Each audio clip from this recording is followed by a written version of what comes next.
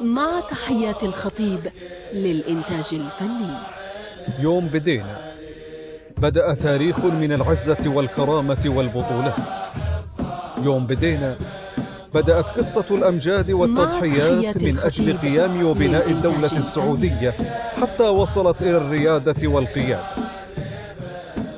يوم بدينا يوم تأسست فيه الدولة السعودية الأولى قبل 3 قرون، وامتد تاريخها للدولة السعودية الثانية فالثالثة، وامتد هذا الإرث السياسي والثقافي والاجتماعي ليشكل حقبا تاريخية متواصلة تميزت بالإصرار والكفاح والعزيمة التي لا تلين لبناء وطن ينعم بالرخاء والنماء والتقدم تحوطه الوحدة والتناغم بين قادته وشعبه.